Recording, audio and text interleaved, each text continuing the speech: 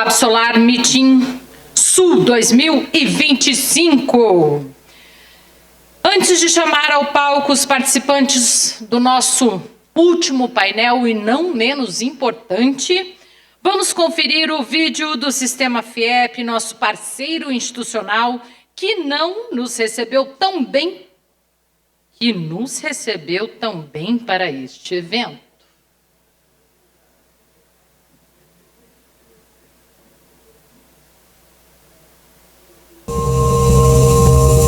Paraná, quarta maior força industrial do Brasil. Líder em segmentos alimentícios. Destaque em diversos setores. Estado que gera empregos, produz riqueza. Para abrir novos caminhos e dar vida a todo esse potencial, o Sistema FIEP está aqui, capacitando profissionais para o hoje, cultivando protagonistas para o amanhã, cuidando dos trabalhadores agora, aproximando o futuro com pesquisas, estudos, tecnologias e inovação, representando a voz de setores de todas as regiões, articulando ações e defendendo políticas para o bem de todos. Paraná da diversificação, do empreendedorismo, do crescimento. Paraná, nossa indústria é pela transformação.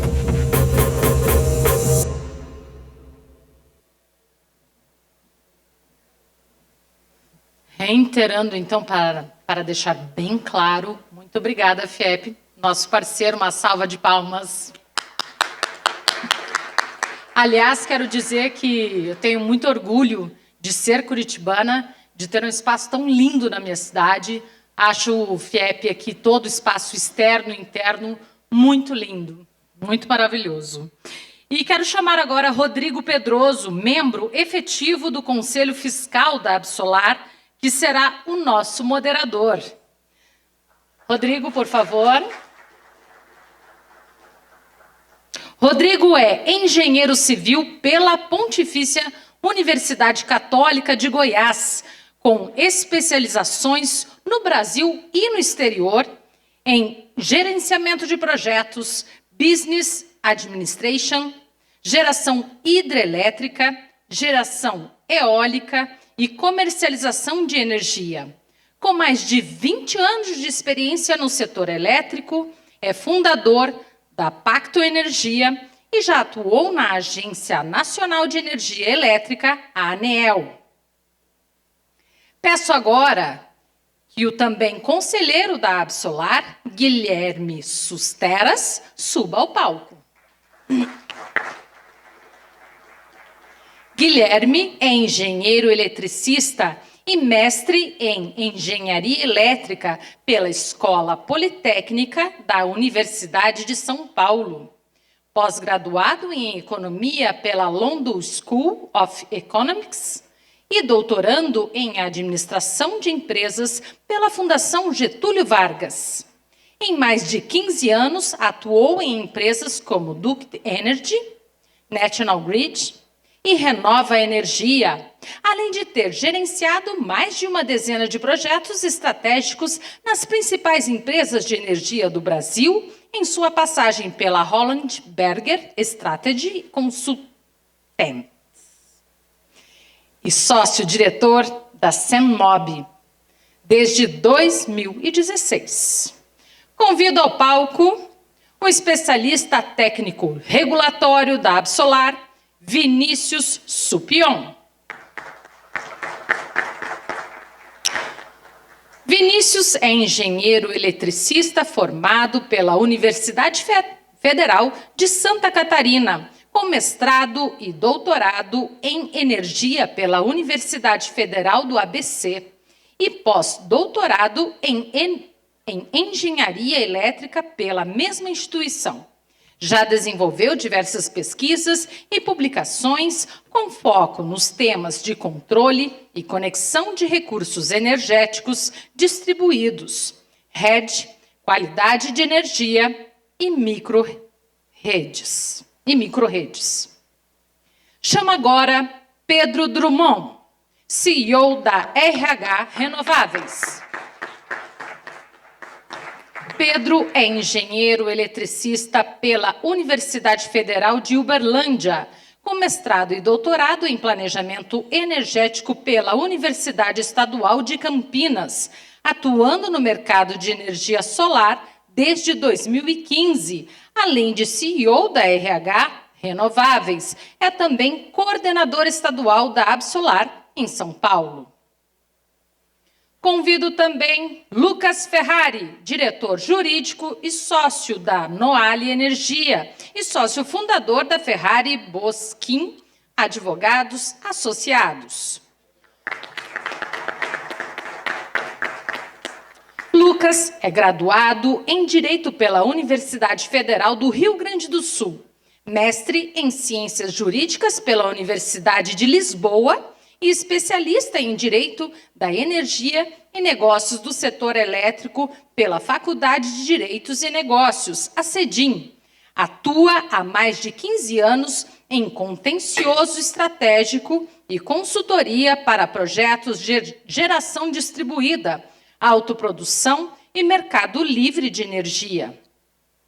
Para completar a nossa mesa, convido Rodrigo Viana, atual gestor do projeto Casa e Construção de Curitiba. Rodrigo é formado em administração, com especialização em gestão de pequenos negócios e ampla experiência em gestão de projetos, planejamento estratégico e liderança de equipes multidisciplinares. Atua no Sebrae desde 2007 e, ao longo de sua carreira, liderou projetos estratégicos como o programa Cidade Empreendedora e Território Empreendedor e o programa Desenvolve Paraná, no projeto Casa e Construção. Desenvolve iniciativas para fortalecer a cadeia produtiva da construção civil e ampliar as oportunidades para as pequenas empresas do setor. Muito obrigada a todos pela presença. Passo a palavra agora ao Rodrigo Pedroso, conselheiro fiscal da Absolar.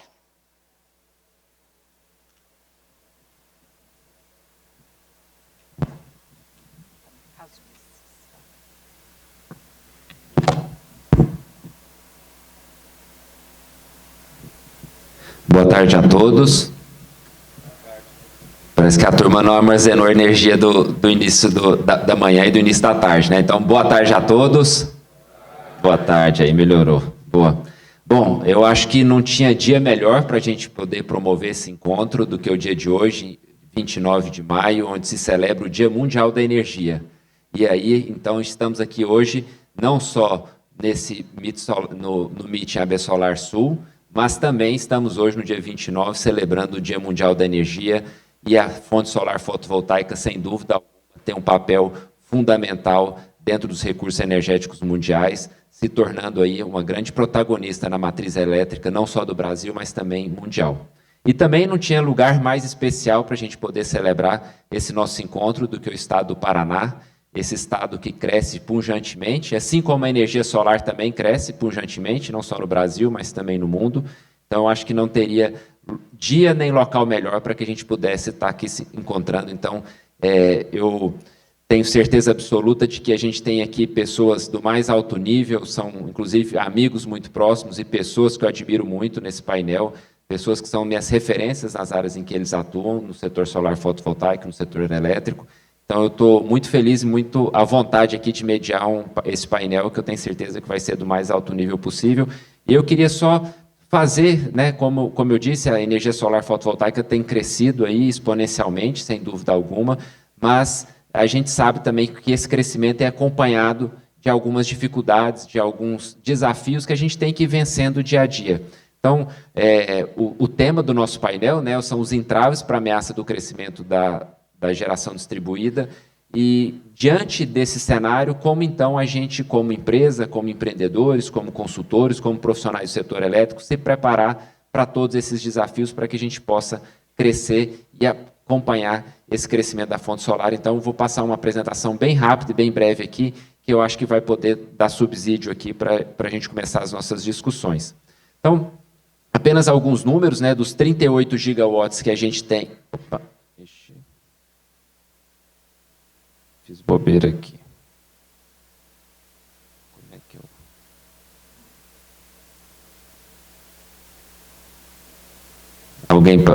Algum dos universitários aí para me ajudar aqui. Opa, voltei. Vamos subir novamente, né? Aí. Bom, alguns números aqui para a gente trazer para vocês. Opa. Aí foi.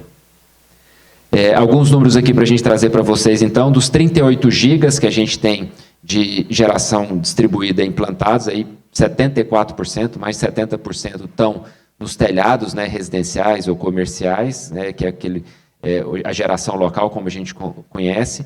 A gente tem a geração compartilhada, né, que é também a conhecida energia solar por assinatura, aí representando um pouco mais, quase 4%, ou seja, 1,5 GB, e temos também a parte de empreendimentos de múltiplas unidades consumidoras e o autoconsumo remoto.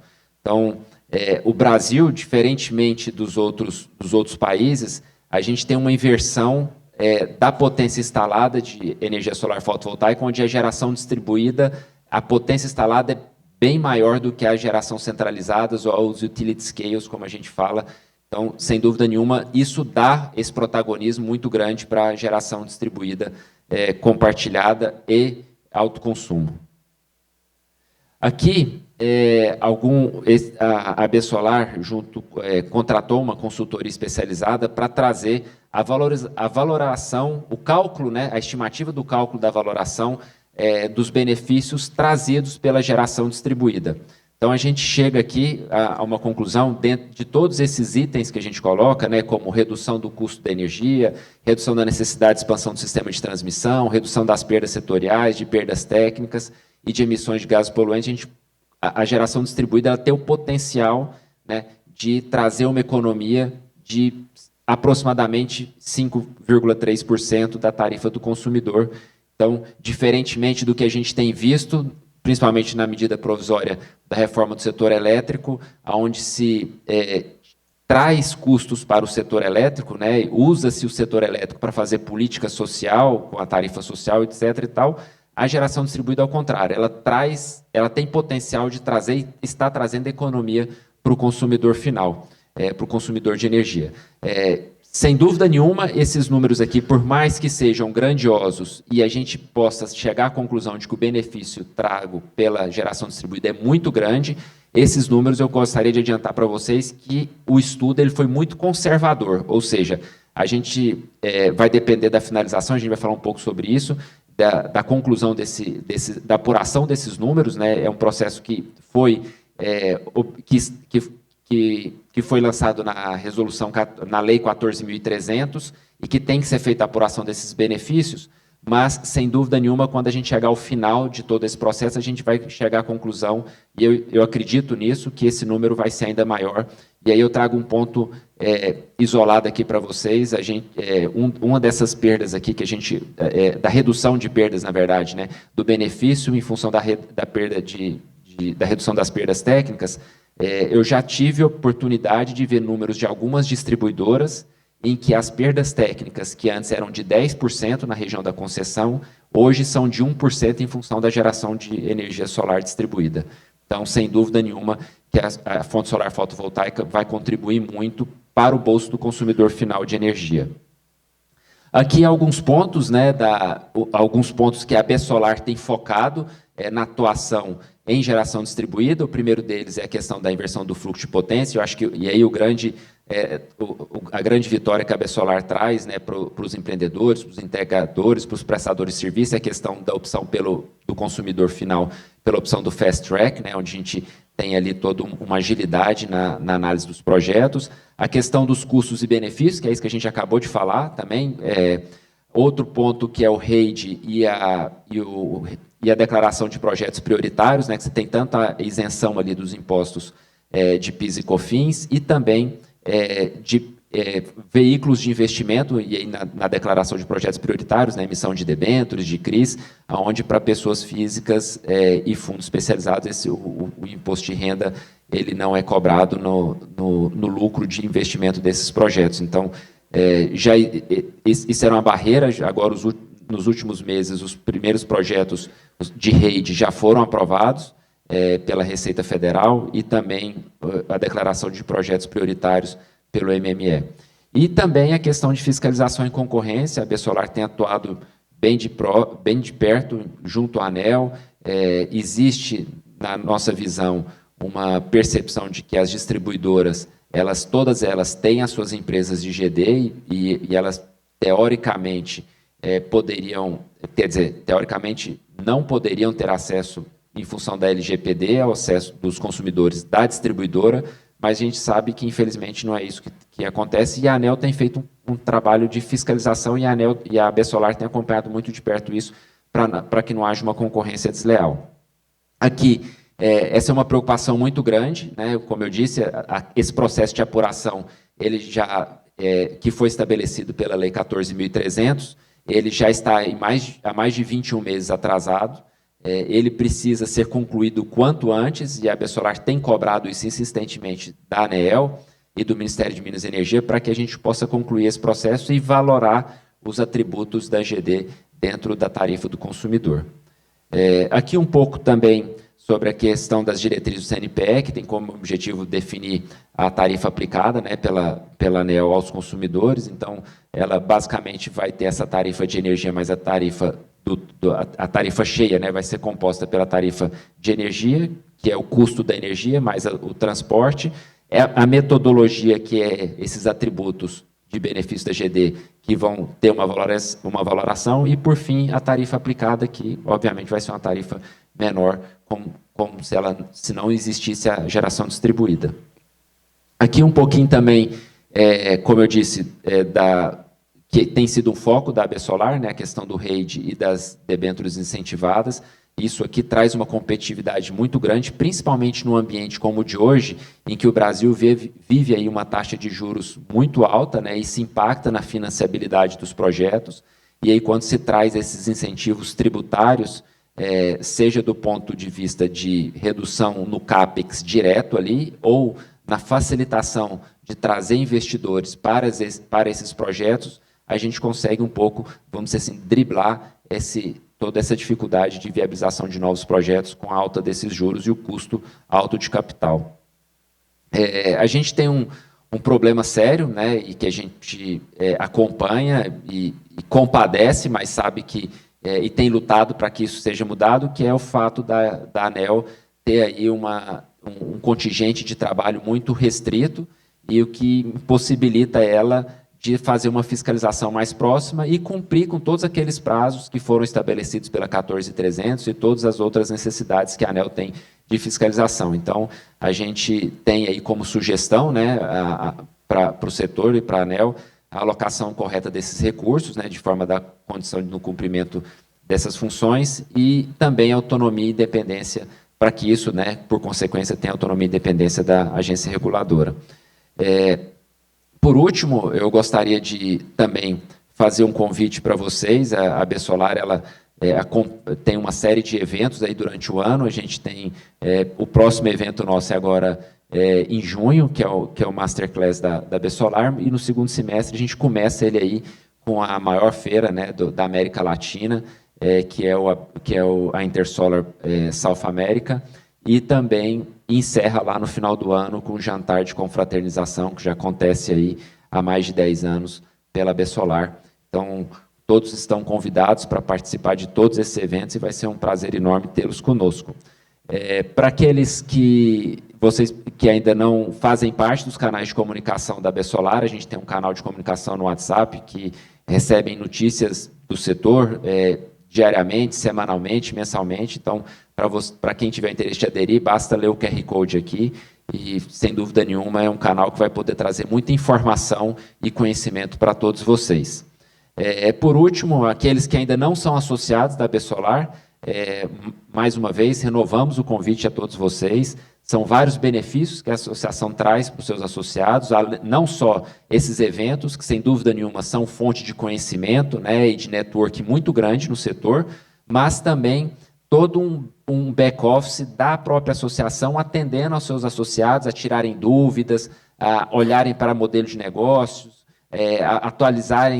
a se atualizarem em questão de legislação. Então, a Besolar tem todo um time por trás que consegue entregar muito mais do que, às vezes, se é gasto com consultorias especializadas que são muito mais caras do que, e talvez não tão eficientes do que se poderia investir numa mensalidade de associado à Besolar. Então, todos estão convidados e será um prazer, aqueles que ainda não são associados, de tê-los conosco. Então, venha somar parte conosco. Quem ainda não é associado, como eu disse, pode também iniciar o processo aqui através desse QR Code que tá no ar, e será um prazer tê-los todos conosco.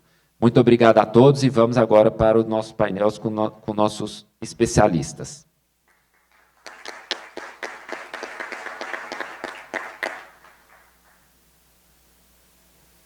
Bom, então, dando continuidade aqui, ou início, né, ao nosso painel, eu gostaria de convidar nosso amigo Guilherme Susteras, que também é colega do Conselho da Besolar, a falar sobre a questão do panorama da inversão de fluxo no Paraná e no Brasil.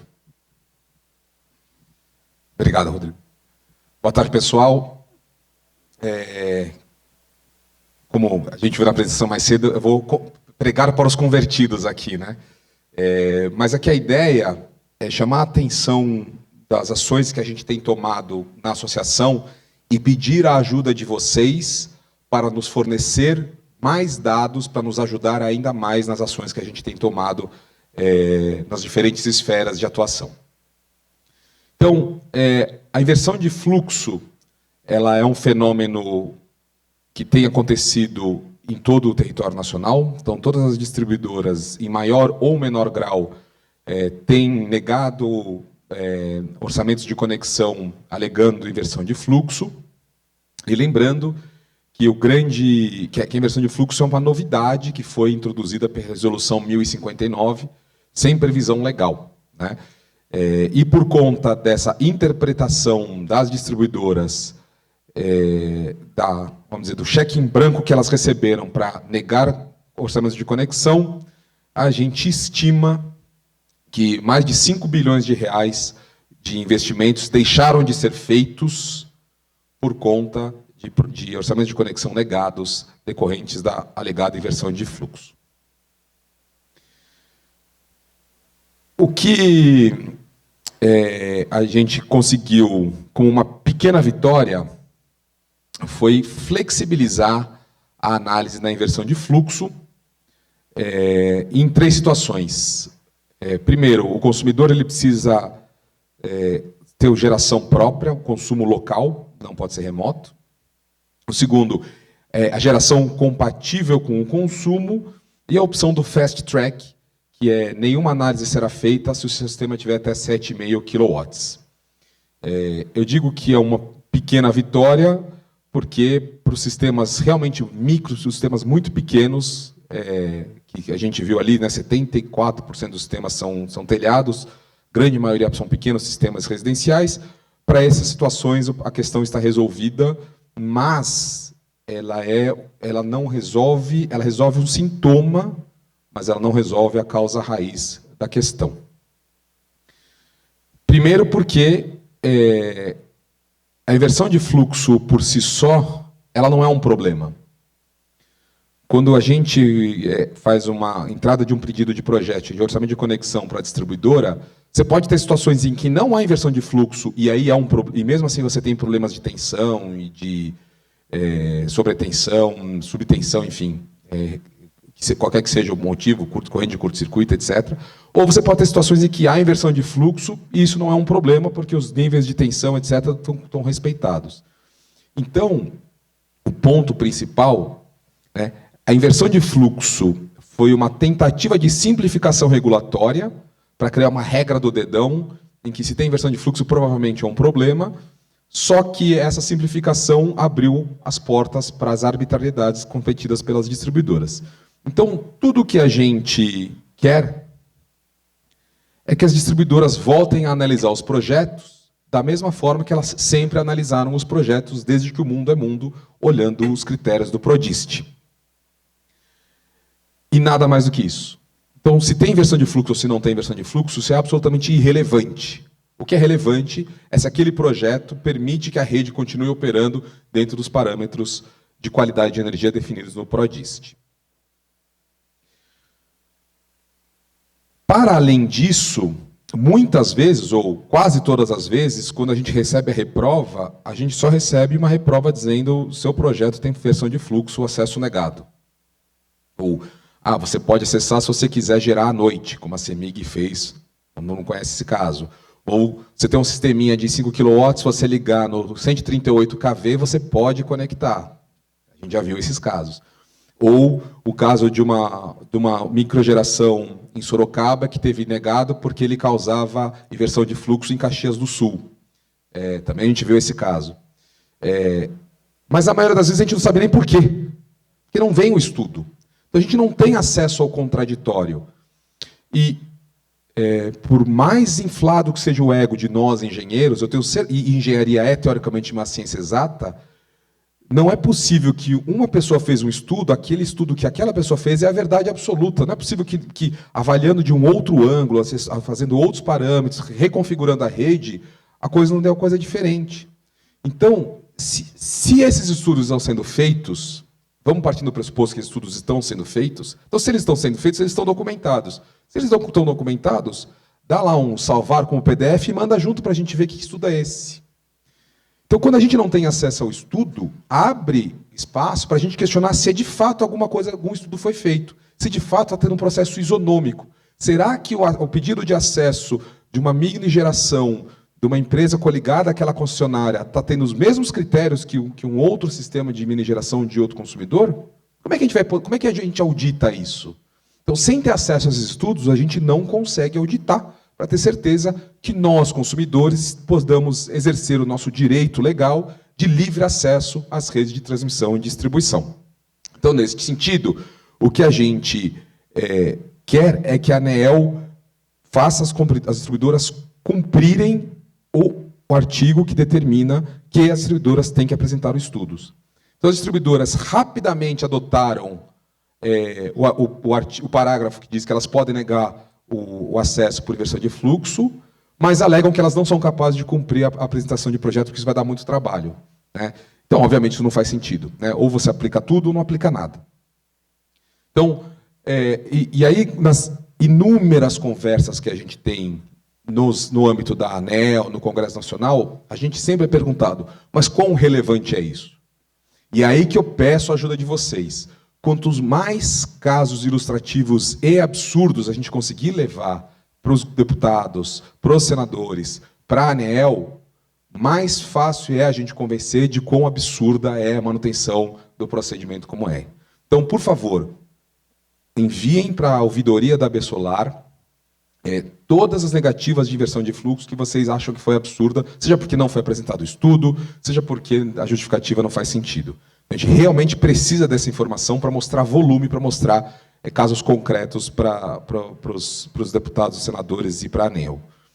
E, para não falar só de coisas ruins, a gente trouxe aqui também a nossa proposta para ajudar a reduzir ainda mais, quer dizer, todos os benefícios que o Rodrigo mostrou aqui da geração distribuída, tem mais um benefício que por meio desse programa, Renda Básica Energética, a gente fez as contas e mostra que é possível reduzir os encargos na parcela da tarifa social de energia elétrica, permitindo que sejam construídas usinas que atendam a baixa renda com energia solar. Então, do mesmo jeito que na nossa casa tem um payback de 3, 4 anos para um sistema próprio, a ideia é que a gente faça um payback de 3, 4 anos. Então, ao invés de a gente continuar pagando todo ano tarifa social, a gente faz um investimento e pronto. Você nunca mais vai precisar pagar esse subsídio da tarifa social. Então, a conta é que, em 25 anos, a gente reduz a conta dos consumidores em 12 bilhões de reais. Então, um ponto importante é que a medida provisória ela traz a gratuidade do consumo até 80 kWh, depois um percentual até 120 kWh, e tem uma grande discussão de quem vai pagar essa conta. A nossa recomendação é muito mais eficaz você investir em usinas fotovoltaicas por meio do REB, que você não tem conta a pagar, muito pelo contrário, você tem um retorno de 12 bilhões de reais em 25 anos. Para além disso, antes de passar, a gente também, no PL 624 e também na medida provisória 1300, a gente propôs uma emenda para garantir que a questão da inversão de fluxo de potência seja retirada como um critério exclusivo de análise. Então, que volte a ser... a emenda diz a inversão de fluxo não pode ser considerada como um critério único para a reprova de projetos. E as distribuidoras são obrigadas a apresentar em detalhe os estudos. Então, a gente colocou isso tanto no 624 quanto na medida provisória 1300. É isso, pessoal. Obrigado.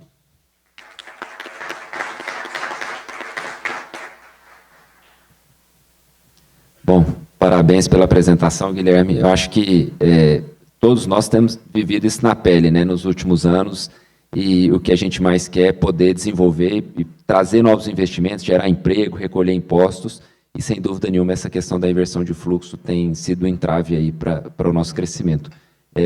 Só tirando, bem rápido aqui, tirando o chapéu um pouquinho de AB Solar e colocando o chapéu Rodrigo como presidente da Pacto Energia, que é um grupo que eu fundei e que a gente tem também uma distribuidora, e talvez, acho que nunca vocês vão ter outra oportunidade como essa de ver um dono de distribuidora falando bem de geração distribuída. E eu estou aqui, não é para falar bem da geração distribuída por si só. A gente tem uma distribuidora de energia elétrica, por coincidência, aqui no estado do Paraná, no sudoeste do Paraná, no município de Coronel Vivida, onde a gente tem ali uma carga de mais ou menos uns 13 megas médios hoje, que a gente atende na nossa região de concessão. E hoje, a gente é suprido pela Copel. E a gente está com um problema seríssimo, porque a Copel, para a gente poder aumentar a capacidade nossa de atendimento, a Copel quer que a gente faça uma subestação em 138, e isso é inviável, é um pouco do que o Guilherme colocou, conectar uma usina de 5 kW numa rede de 138. Isso é impossível para o nosso consumidor, porque vai onerar muito a tarifa dele.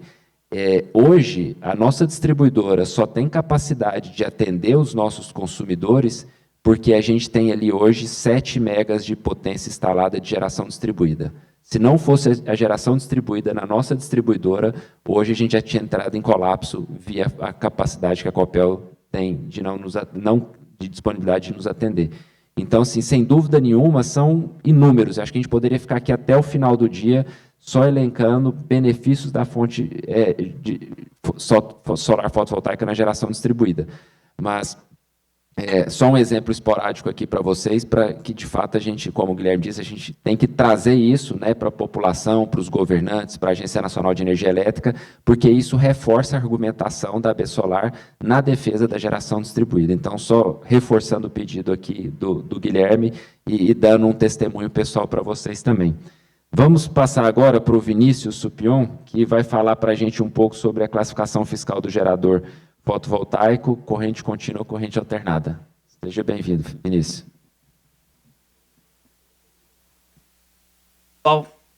Agora está funcionando. Então, vou falar de um tema um pouquinho espinhoso aqui. Tributação no Brasil nunca é fácil, né? É sempre um tema que incomoda. E no Brasil a gente tem uma particularidade bastante grande, que é, dependendo de como eu classifico o meu produto no Brasil, eu vou ter uma carga tributária diferente. Aquela velha história que se eu vendo meu produto como bolacha ou biscoito, eu vou pagar uma tributação diferente. Isso é uma coisa bem particular do nosso país e que também não é diferente para o setor solar fotovoltaico. Então, aqui o que acontece? A gente tem um imposto estadual, principalmente, que se chama ICMS, e que não incide só sobre o preço do produto. Ele, além de tudo, incide sobre todos os impostos e sobre si mesmo, que é a famosa cobrança por dentro. Então, esse imposto tem uma capacidade arrecadatória, uma capacidade de impactar o preço dos produtos muito grande. Dentro do setor solar fotovoltaico, desde 97, a gente tem um convênio ICMS 101,97. O que ele faz? Ele dá isenção para os equipamentos, tanto de energia solar quanto eólica. Inclusive o gerador fotovoltaico, que é utilizado dentro da GD em larga escala. Esse produto, desde 2022, ele ganhou sua classificação própria, um código só para ele mesmo. Antes ele era classificado com os outros geradores de corrente contínua e ele ganhou seus próprios códigos. Só que ele não ganhou um só, ele ganhou dois. Tanto o gerador de corrente contínua quanto de alternada. E nessa mudança que houve, como a NCM que embarcava o gerador antes era uma NCM do gerador fotovoltaico, do gerador genérico de corrente contínua, foi anexada apenas a isenção para o gerador fotovoltaico de corrente contínua. Visto que o gerador fotovoltaico, o módulo fotovoltaico, ele só produz energia em corrente contínua. Ele não produz energia em corrente alternada. A gente tem que fazer essa conversão depois. Mas o que aconteceu? A partir daí, começaram entendimentos sobre o inversor, qual era a função desse inversor dentro desse kit gerador, e se a presença do inversor dentro do nosso kit gerador, do gerador fotovoltaico, não faria com que houvesse uma migração desse equipamento para uma NCM do gerador fotovoltaico de corrente alternada, que efetivamente tem a tributação de ICMS. Então, isso chamou a atenção. A gente vê que efetivamente foi uma mudança de código, não foi uma mudança tributária, tá? Que a gente, por exemplo, resolveu taxar o gerador, foi uma mudança de classificação que trouxe esse desentendimento e que trouxe alguns problemas aqui para o nosso setor, que a Absolar vem trabalhando fortemente. Falando um pouquinho do primeiro problema em larga escala que a gente enfrentou como associação, a gente teve um problema ali no final de 23 do Espírito Santo, tá? Onde a Receita Estadual fez alguns questionamentos justamente sobre se essa junção de componentes que a gente faz quando a gente monta o gerador fotovoltaico, isso configura um novo produto, que é vendido como um produto isento, e se realmente a NCM correta, a classificação correta é de corrente contínua alternada. Naquela época a gente teve várias reuniões com o governo do Estado, com a Secretaria de Desenvolvimento, Secretaria de Fazenda, até com o vice-governador do Espírito Santo. E aqui, como o entendimento tributário ele pode ser avaliado por um fiscal ali na ponta, que está analisando essas operações comerciais, ali a gente conseguiu trazer uma solução que foi a publicação desse decreto 5612R, em 2024, que trouxe a isenção da comercialização de qualquer equipamento de energia solar fotovoltaica para GD dentro de Minas Gerais. Isso ali foi possível porque Minas Gerais já tinha essa isenção, então a gente pôde puxar para o Espírito Santo. No Brasil a gente tem uma lei que dentro de uma mesma região a gente pode colar essas isenções, tá? Não para estados de outras regiões. Em 2024 ainda, no final do ano, a gente teve alguns questionamentos também no Rio Grande do Sul, onde a Absolar também se posicionou e foi conversar com o governo do estado para buscar uma solução. Nesse caso, não é possível a gente colar aquela regra de Minas Gerais, mas a gente pode aqui buscar outras soluções. A gente pode atualizar convênio, a gente pode defender a classificação fiscal original, que é o que a gente está fazendo muito fortemente, e efetivamente o governo colocou esses questionamentos em espera e agora a gente está esperando um entendimento eventualmente do CONFAS ou toda essa parte de argumentação que a gente tem feito para a gente conseguir indicar essa correta classificação fiscal, que é a que o setor sempre utilizou. Falando um pouquinho dessas isenções do Sudeste, então, Minas Gerais e Espírito Santo, eu tenho isenções de operação com esses equipamentos de energia solar fotovoltaica. Mas aqui tem uma condição, apenas de operação interna. Então, se essa negociação, se essa venda é feita para fora do Estado, essa isenção não é válida.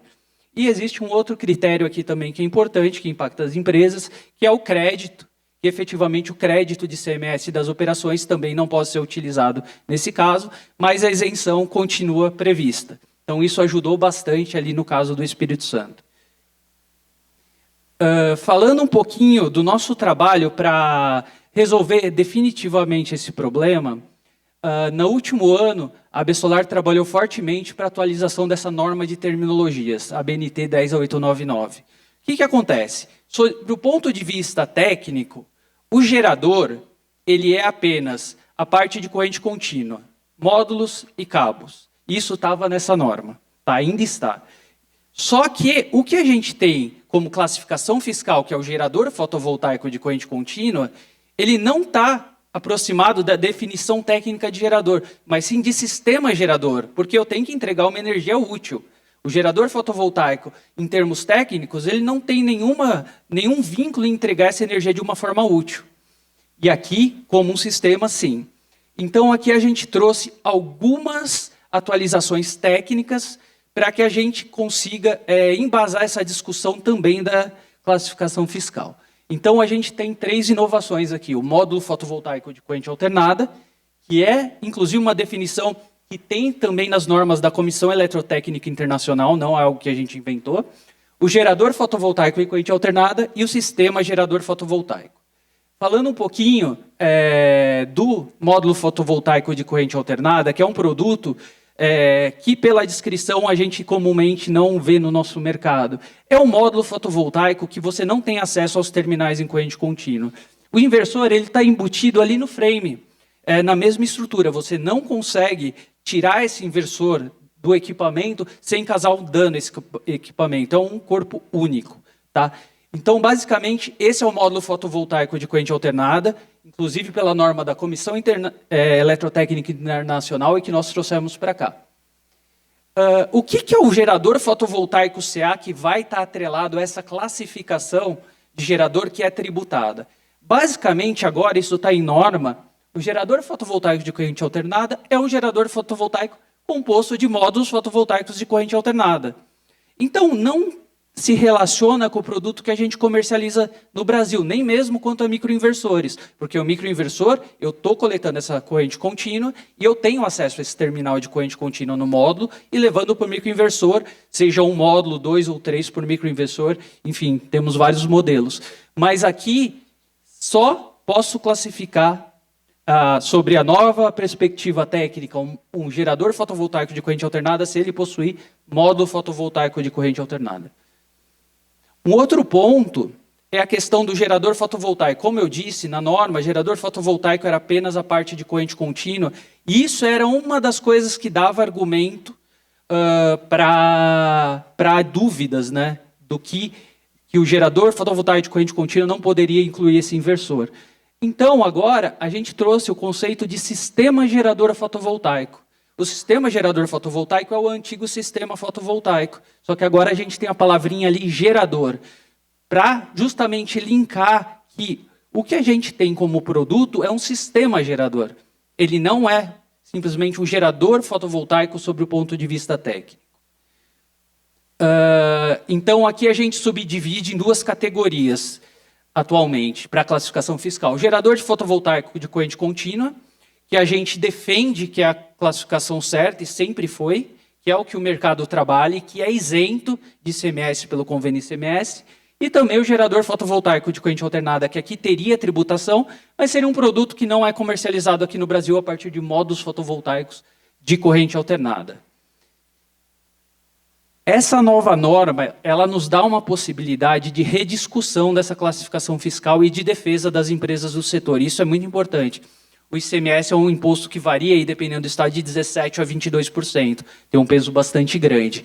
Então, nós como associação, nós estamos fazendo um trabalho da contratação de um laudo técnico-jurídico a partir dessa atualização de norma, para que a gente possa ter um documento bastante bem embasado para discutir isso com as autoridades, inclusive com Receita Federal, para a gente estancar e colocar esse entendimento padronizado de uma vez, para a gente acabar com esse tipo de desentendimento. Além disso, a gente vai contratar um trabalho também de advocacy, de defesa por um escritório de advocacia, de toda essa questão com nossos associados, para que a gente possa discutir e propagar esse entendimento favorável. E aqui eu faço um grande agradecimento aos nossos associados, porque realmente eles são responsáveis por ajudar a gente a poder viabilizar esse tipo de trabalho e defender o setor. Tá? E acho muito importante aqui que quem não conhece esse trabalho da Besolar, dê uma acessada também no nosso site, dê uma olhada ali na nossa página, tem muita coisa interessante que a gente faz, inclusive essas defesas do setor em termos tributários, que muitas vezes o setor como um todo não fica sabendo, tá? Mas a Absolar está atuando fortemente. Por exemplo, em Minas Gerais, a gente teve uma solução de consulta publicada no começo de 2025 que diz que o gerador com inversor é de corrente alternada. Nós já fizemos reunião com a Secretaria de Fazenda de Minas Gerais para mostrar o entendimento correto e discutir. No Rio Grande do Sul, também, nós tivemos reuniões com a Secretaria de Fazenda do Rio Grande do Sul, inclusive 2 reuniões com o secretário Ricardo Neves. Dentro desse contexto, gostaria de convidar a todos para participar dos nossos eventos, onde a gente compartilha essas informações, e não só isso, para se juntar à Absolar, porque o peso de cada um de vocês que está junto com a gente é muito importante para que a gente consiga sustentar esse trabalho e continue defendendo o setor. Às vezes a gente não vê mudanças acontecendo, mas não ver mudanças é uma coisa boa. Tem muita gente trabalhando para que essa mudança não vá para o lado errado e para que ela não aconteça. Então, estar como está e nós mantermos nossos benefícios é uma coisa muito boa no nosso setor. Obrigado, pessoal.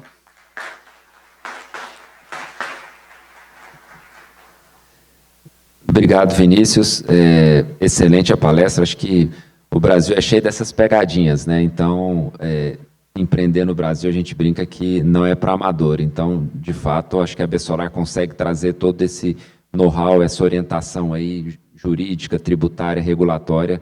Então, esse é um dos papéis da associação também, poder compartilhar um pouco desse conhecimento aqui com os nossos associados e com os participantes do evento é muito importante. Bom, eu acho que, além dos desafios regulatórios, tributários, econômicos, a gente tem também no nosso cotidiano um outro desafio que cada vez mais tem sido maior e que cada vez mais as empresas também têm olhado de uma maneira diferente, né? Como a gente fazer gestão de pessoas, como a gente ter um time de alta performance, e aí não poderia ninguém menos para poder vir trazer uma apresentação para a gente do que nosso amigo Pedro, que é especialista nesse assunto. Então, queria convidá-lo também para poder trazer um pouco desse conhecimento, compartilhar com a gente aqui. Seja bem-vindo, Pedro. Obrigado, Rodrigo. Boa tarde, pessoal, tudo bem? Chegar para cá também. Tudo bem? Sou o Pedro, sou da RH Renováveis, também sou coordenador da Absolar no estado de São Paulo, mas hoje eu vou falar um pouquinho de gestão de pessoas aqui, um assunto, tenho certeza que todo mundo gosta. Interessante você falar uma coisa, Rodrigo. Em todas as pesquisas que a gente vê de principais problemas nas empresas, a gente fez uma agora com startups, com um grupo de fundo de investimento, 340 startups, com um monte de investidor anjo e com os founders. Qual é o maior problema para a sua empresa rampar? Tinha falta de dinheiro, um negócio que não é muito bom, o mercado que não cresce, a tecnologia que não atende. O primeiro, o mais votado, era gestão do relacionamento entre founders e investidores. Sempre gestão de pessoas está no topo das reclamações dos líderes, principalmente, e dos colaboradores, porque reclamam do ambiente. E a RH Renováveis, a empresa que eu estou representando, que eu sou CEO, nós temos 5 anos de mercado, fazemos processo de recrutamento e seleção. Imagino que todos conhecem, né? Nós já fizemos mais de 2.000 vagas para a energia solar. Sabe quantas vagas de RH das 2.000 a gente fez? Acho que foram 8. Então, todo mundo fala que RH é importante, todo mundo fala que gestão de pessoas é problemático, só que todo mundo só quer contratar vendedor. Todo mundo só quer aprender a fazer um projeto técnico. E ninguém estuda isso. É um tema deixado muito de lado. Então, vou tentar trazer algumas coisas para vocês sobre esse assunto, tá? Vocês acham que é difícil encontrar bons profissionais? Todo mundo acha? Tem alguém aqui que não acha? Eu publiquei eu trouxe esse slide, eu publiquei um artigo no canal Solar em fevereiro, que eu tive que publicar porque eu fiquei muito incomodado. Eu tenho 44 anos, me formei há 18. Desde que eu formei, falam que o mercado não tem profissionais qualificados. Todos os mercados nunca têm profissional qualificado. E eu li o artigo de uma diretora falando, não vamos alcançar a transição energética se não tivermos a qualificação. Eu falei, não, gente, que papo furado. Eu queria perguntar para ela o seguinte, o que é um profissional qualificado? Se você está falando que não tem, você sabe o que é. Sabe o que ela responderia? É o que os meus clientes, vários deles, respondem. Normalmente os clientes da RH respondem diferente, mas os que não são clientes respondem o seguinte, é alguém altamente qualificado, que não precisa ser treinado, que conhece do mercado, que é autodidata, que tem a carteira de clientes e que custa aí uns R$ 1.500 PJ por mês. É isso que eles querem. Se você acha que profissional qualificado é isso, Cuidado, você vai ter uma surpresa muito grande. E cuidado mais ainda se você está tendo um resultado bom com essa mentalidade. Porque o resultado bom não quer dizer que você está muito bem. A gente já viu empresas que estão indo muito bem e demora 15 anos para quebrar do dia para a noite. Já viram isso? Quebra de repente? Será que foi de repente? Esse artigo aqui, e o que eu vou mostrar para vocês, é uma reflexão para a gente pensar. O que será que é um bom profissional? Por que a gente tem tanta dificuldade? E o que a gente aprendeu em 5 anos, fazendo mais de 2.000 contratações no mercado de energia solar para trazer para vocês. Eu gosto dessa tríade, que é o seguinte: recrutar e contratar, reter, engajar, promover e demitir. Esses são os 3 pilares que eu acredito, pela nossa experiência, que fazem uma boa gestão de pessoas dentro de uma empresa. Isso tudo apoiado no que para mim é o maior erro das empresas hoje, que é posicionamento estratégico. Todo mundo sabe o que é posicionamento estratégico?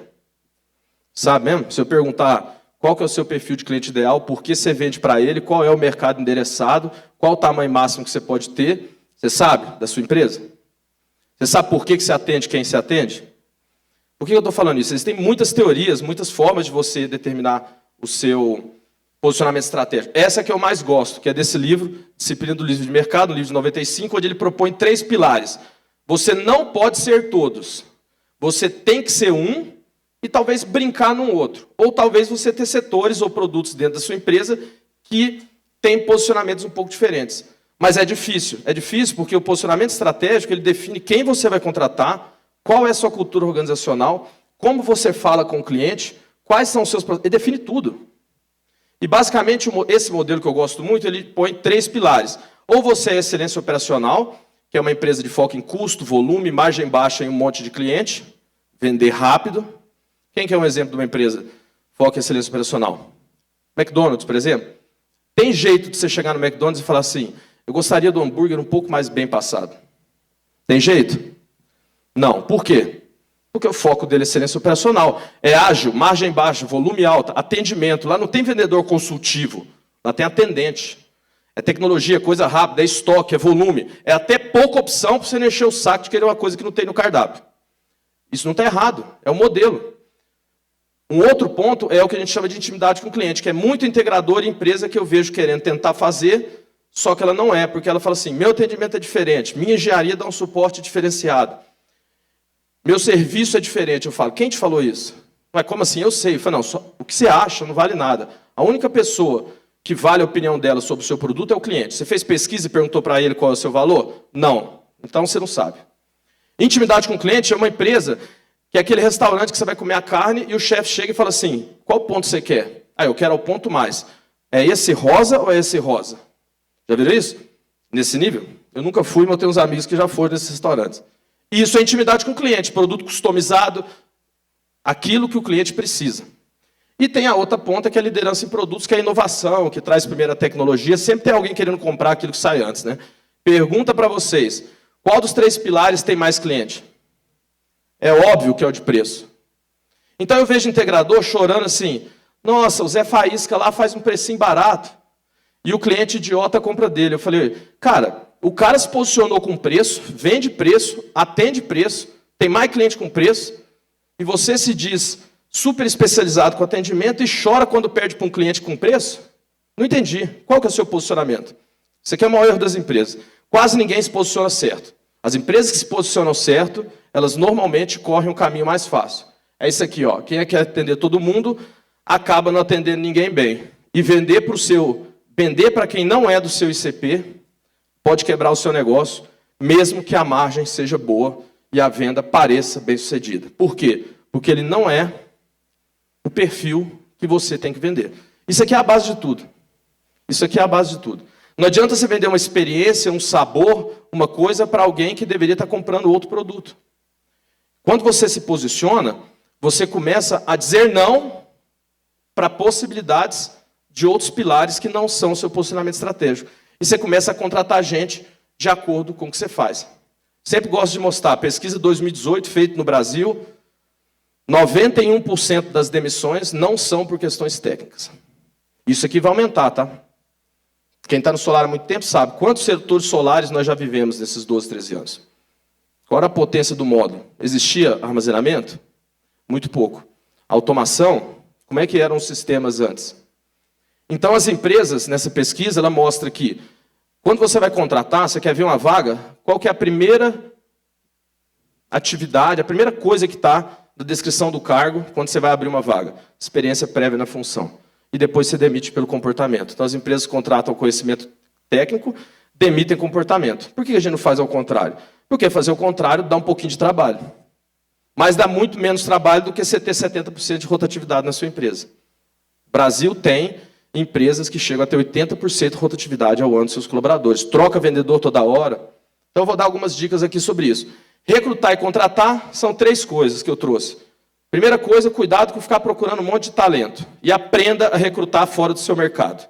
Se você não sabe contratar fora do seu mercado, você está com um problema muito grande. Você vai ficar querendo pegar pessoas que tenham carteira de cliente.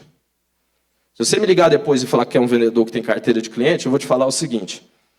Então, quando ele for embora, ele pode levar a sua carteira? Não, a minha não. Ué, mas você quer que ele traz de onde ele estava? Como é que ele...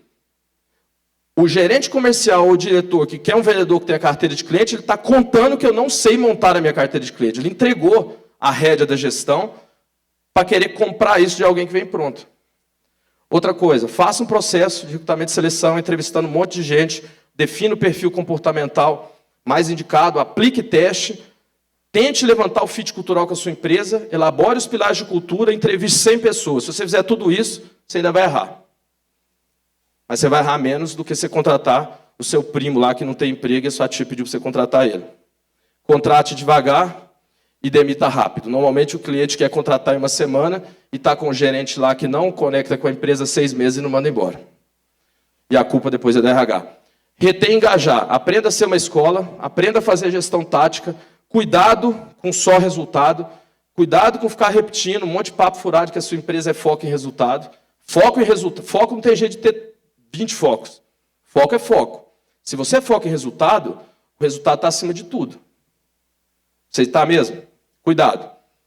Pagar certo não quer dizer pagar muito. Às vezes você não precisa de um super diretor que ganha 50 mil reais. Às vezes, quando a pessoa vem com um cargo muito alto para a sua empresa, ela traz também toda a demanda que um cargo alto tem. Sabe o bracinho mais curto? A gente não vai ficando diretor, a gente não vai ficando braço mais curto? Sabe?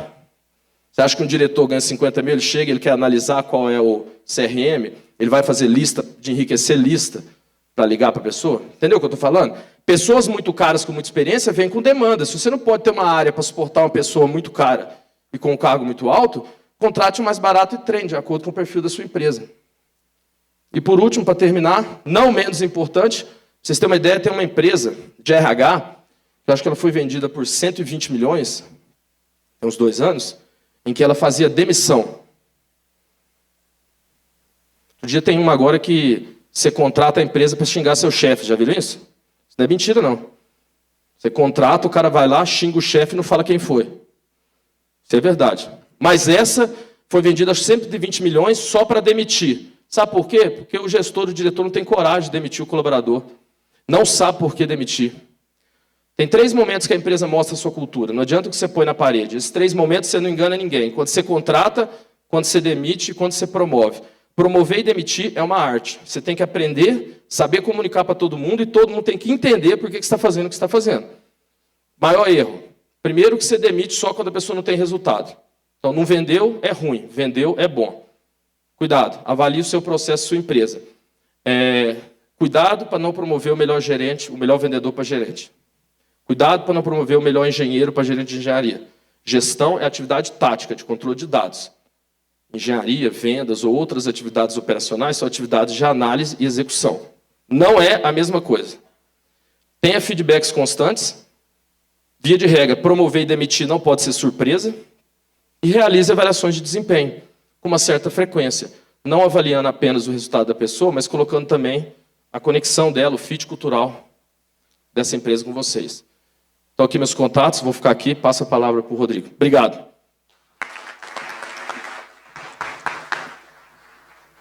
Parabéns, Pedro. Fantástico. Acho que é o que eu disse. Hoje, trabalhar esse lado da gestão, das lideranças, time de alta performance, tem sido um desafio grande das companhias, né?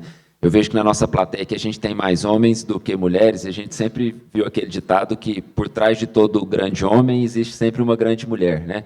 E eu digo que por trás de todo grande CNPJ tem sempre vários CPFs mais fortes, né? Então, uma empresa não deve ser vista só como CNPJ, deve ser vista como uma unidade, né, de vários CPFs, e eles vão ser sempre maiores e mais fortes do que esse CNPJ.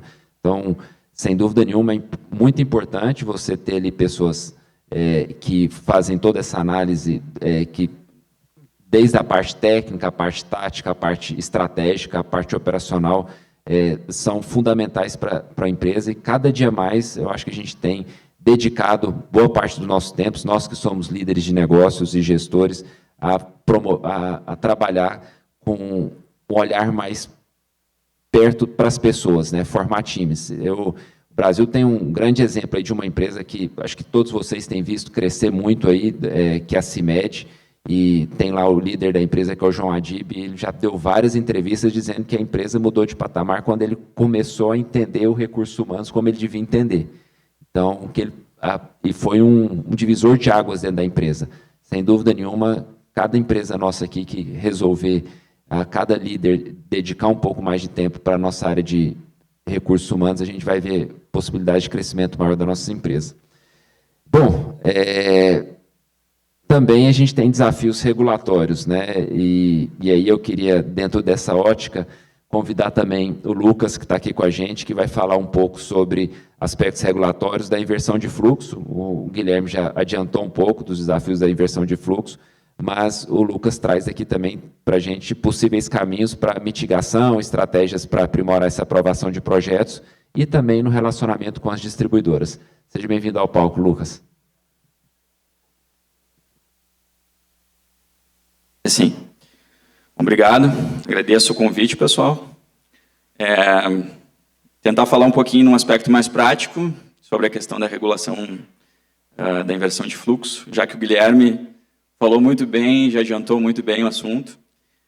Mais um dos temas espinhosos que a gente tem lidado no setor, então reforma tributária, reforma do setor, curtailment, inversão de fluxo, que nesse contexto até já parece um pouco atrasada, né? Mas que segue incomodando bastante, principalmente na geração distribuída. Vou abrir aqui a apresentação com essa frase, com essa notícia aqui, que saiu no canal Solar esses dias, na audiência pública, que aconteceu no Congresso, no início do mês, que a Bessolar teve presente também, dizendo que o fluxo reverso, inversão de fluxo, não é por si só um problema sistêmico. Acho que o Guilherme, de novo, e eu vou citar várias vezes o Guilherme agora, o Guilherme já explicou muito bem o porquê, né? Inversão de fluxo sempre existiu. O problema da inversão de fluxo, por si só, não seria um óbice técnico suficiente para barrar o acesso à rede de distribuição, mas sim questões qualitativas de rede, né? Questões de tensão, sobretensão. Mas esse super trunfo apareceu, e aí eu trago a linha do tempo para a gente dar uma olhada, para as distribuidoras, a partir da resolução 1059. Né? Então a gente traz aqui a 482 de 2012, começou a regulação da GD no Brasil, aí a gente vem com a resolução 1000 em 2021, já naquele boom da GD, né? Marco legal da GD, Lei 14.300, e até aqui a gente não tinha ainda essa figura da inversão de fluxo como um óbice concreto, as conexões, a GD.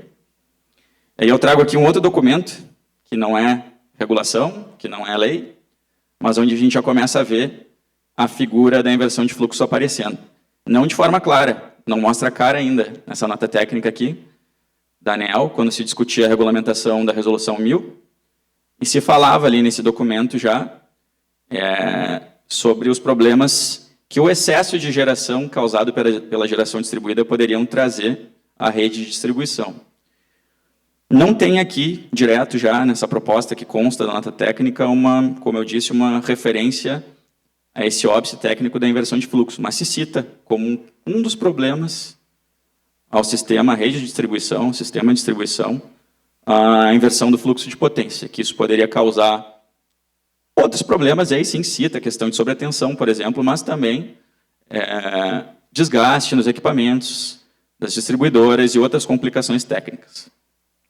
Então, que a gente tem aqui, em 2022, começa a aparecer essa discussão durante aquela corrida que culminou no dia 6, 7 de janeiro de 23, de pedidos e protocolos de acesso para se garantir a GD1, né? E aí vem a 1059 em fevereiro de 23, trazendo a figura da inversão de fluxo, depois a 1098, ambas inicialmente, e sim trazendo aspectos favoráveis, aspectos positivos, mas ambas com alguns problemas. Tá? Então, a 1059 disciplina o artigo 73, traz esse parágrafo primeiro, e tem o tal do supertrunfo que eu falei. Supertrunfo, para quem se lembra do jogo, aqui é aquela carta mágica que você ganha o jogo, né? Isso, numa reunião com a Equatorial, se é Equatorial, foi nos dito, quando a gente estava discutindo. Não me lembro até se a Mara, a nossa coordenadora lá do Rio Grande do Sul, não estava com a gente nessa reunião, mas a área técnica da Equatorial falou, olha, a gente tem um dever regulatório agora. O artigo é bastante claro, o parágrafo primeiro é bastante claro. Caso se verifique inversão de fluxo, a distribuidora deve realizar estudos para identificar as opções que eliminem a inversão. Então, tem inversão de fluxo, e quase sempre tem, eu tenho que apresentar um estudo e eliminar a inversão. Ou seja, inversão de fluxo passou a virar esse, de novo, perdão da brincadeira aqui, esse supertrunfo para negar acesso ao sistema de distribuição. Tá? Indo um pouco mais adiante, a 1098 trouxe todos esses benefícios que o Guilherme citou, né? Facilitou em alguns pontos, mas também, por outro lado, complicou, porque a gente sabe que muitas vezes as regras criadas e os próprios entendimentos consolidados, muitas vezes, eles são distorcidos. Né? Então, a 1098, apesar de trazer essas facilidades, esses casos de dispensa de análise de inversão de fluxo, também acabou criando, em certas distribuidoras, um limite de 7,5 para aprovação ou não do sistema. Então, o que deveria ser muito positivo, em alguns casos, passou a ser negativo. Mas, de fato, há avanços, e é isso que a gente foca nos nossos estudos, e nos 5 minutos que me restam aqui eu vou tentar abordar de uma forma rápida, tá? Mas traz, por exemplo, esse dever de maior transparência. Né? Na verdade, desde a resolução 1000, eu diria até anteriormente, a 482, e mais anteriormente ainda o Código de Defesa do Consumidor, a Lei de Prestação de Serviços Públicos, sempre foi um dever ao consumidor, ao acessante, ter informações claras sobre seus direitos. Então, esse supertrunfo de negativa de inversão de fluxo, mesmo que não houvesse uma padronização dos estudos, sempre houve uma obrigação legal, né, através do artigo 78, da Resolução 1000, mas através do sistema todo de proteção do consumidor, do usuário de serviços públicos, de que fosse apresentada uma justificativa técnica adequada de por que o direito de acesso ao sistema de distribuição vinha sendo negado. Tá? Mas, enfim, a 1098 trouxe parâmetros mais claros, inclusive em relação aos estudos, a exigência de que esse estudo possa ser reproduzido. Né? Voltando um pouco, então, na 73, no parágrafo 1º do artigo 73, as opções viáveis, essas alternativas, foram disciplinadas lá na Resolução 1000 e pareciam interessantes, porque antes, quando se tinha simplesmente essa negativa, era o seguinte, teve inversão de fluxo, basicamente, nego acesso ao sistema. Basicamente isso. Não tinha apresentação de alternativas concretas, né, não se tinha uma justificativa técnica do porquê tinha sido negado ou não. Então, inicialmente, essas opções foram apresentadas e pareciam interessantes, mas não eram necessariamente seguidas pelas distribuidoras. Tá? Mas, a partir da 1098, agora do último ano, todos esses requisitos passaram a ser exigidos numa análise de inversão de fluxos das distribuidoras. Então, por exemplo, a demonstração hora a hora, dias úteis, sábados e domingos, e aqui muito importante, de todas as alternativas técnicas viáveis, e a palavra viáveis ela é importante também, e de acordo com o menor custo global, são princípios que estavam, e eu volto de novo, antes da 1059, já na Resolução 1000, já na 482, de certa forma também, a obrigação de apresentar todas as alternativas técnicas viáveis de conexão e de acordo com o princípio básico do menor custo global. Tá? Mas aí a 1098 padronizou, trouxe essa questão também numa tabela resumo, que a gente vê aqui. Então veio com a 1098 um manual também, É muito importante que se consiga, que se conheça esse manual de aplicação dos estudos e de orientação para os estudos de diversão de fluxo, em que é obrigatório que se apresente todas as alternativas, inclusive padronizado dessa forma. Então, alternativa 1, 2, 3, 4, 5 e por aí vai.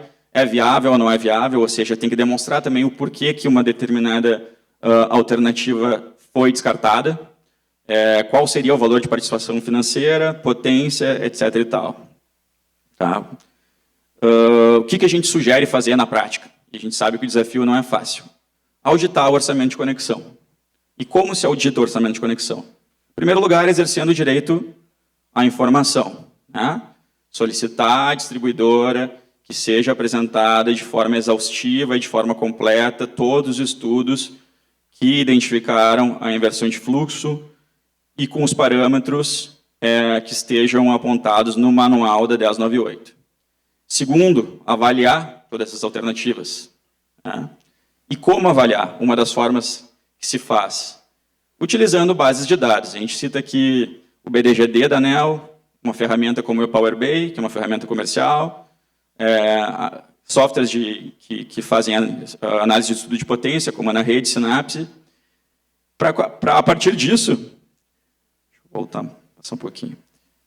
Para a partir disso, através de uma análise da rede, poder identificar outras alternativas viáveis. Então, aqui, por exemplo, é uma tela do Synapse, em que se busca, a partir da localização de uma UFV, o que se tem de GD conectada em determinados alimentadores de uma determinada subestação. Tá?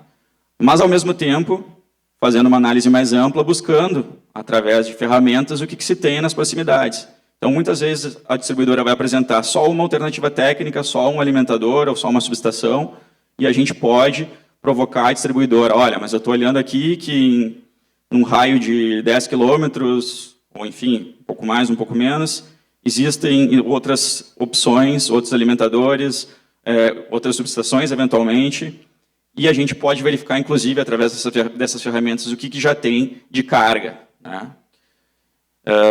Então, aqui, por exemplo, a gente tem, através de uma dessas ferramentas, aqui, uma relação que foi verificada no... Acabei passando. Vou voltar aqui. Aqui foram verificadas algumas outras possibilidades e os dados que a gente tem em cada uma dessas subestações ou alimentadores. A partir disso, a gente consegue ter subsídios concretos para contestar junto à distribuidora se todas as opções foram analisadas e se eventualmente alguma outra opção poderia ter sido adotada. Tá? Então, acelerando aqui que meu tempo já estourou, além disso, como já foi dito, sempre importante, né, a gente está diante de todos esses desafios que eu mencionei no começo e que a gente viu aqui o dia todo, é dominar a legislação, não necessariamente como um jurista, mas conhecer, é dominar a regulação da mesma forma, saber pelo menos o básico, se instruir, se educar, porque quem tiver condições de seguir adiante vai conseguir seguir adiante e buscar soluções. A gente viu diversas outras soluções técnicas que podem ser aprimoradas, virtual power plants, microredes, né? Outras tecnologias de armazenamento, isso tudo vai servir com o avanço do setor e da rede, principalmente, e se ter mais alternativas para, além das questões técnicas do que já está posto, poder superar a questão da inversão de fluxo. Tá? Por fim, aqui eu deixo só uma referência, que aí como advogado de contencioso, como eu sou, não dando certo, sistema maiores, dá para ir para a briga também, tá? E aí fazendo uma análise técnica através de uma perícia judicial adequada, de se reverter a caso de inversão de fluxo. A gente tem alguns bons precedentes aí, buscando uma análise técnica isenta de um perito judicial e demonstrando falhas na análise da distribuidora, né? E se munindo de tudo que a gente passou ali, conhecimento técnico, documentação, de buscar uma discussão judicial. Deixei aqui só como uma referência final. Agradeço todo mundo pela atenção. E, por fim, reforçar o pleito de, se quem não estiver associado ao Besolar, vir para a Besolar também e contribuir, porque a associação está fazendo um grande papel nessa jornada contra as abusividades das distribuidoras na questão da inversão de fluxo. Isso é fundamental, fundamental mesmo. Obrigado.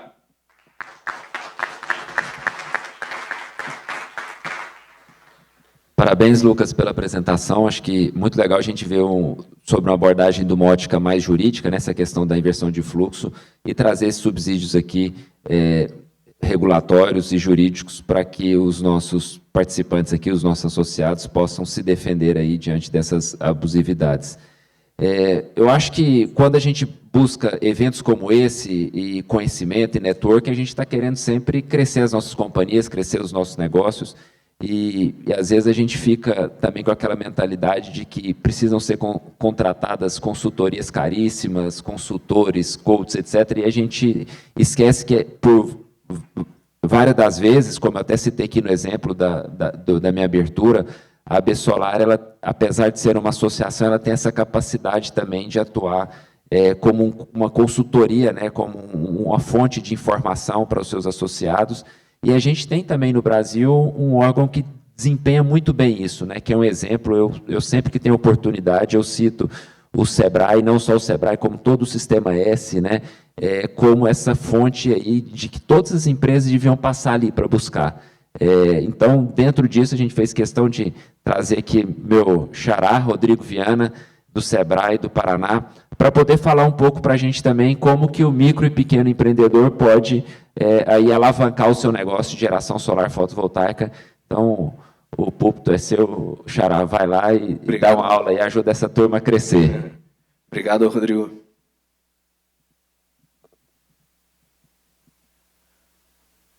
Então, tá bom. O último do dia, né? Então tá. O SEBRAE ele não é necessariamente um especialista em algum setor segmento. 95% das empresas elas são de micro e pequeno porte. Então, até a gente entende de pequenos negócios, mas não se aprofunda tanto em alguns setores. Mas eu vou falar algumas coisas para vocês, muito mais numa linha do que é o perfil do empreendedor e o porquê que algumas coisas acontecem e desdobram, e é o nosso trabalho de a gente fomentar o empreendedorismo aí no Paraná, no Brasil. E estamos atentos nessa questão das eficiências, sobretudo a energética, que isso é um mercado de plena expansão. Então, no Brasil, não aprendemos a empreender. Então, essa é a frase. Trouxe alguns exemplos para vocês. Se você se forma em odontologia, não tem a disciplina de empreendedorismo no curso. O que acontece?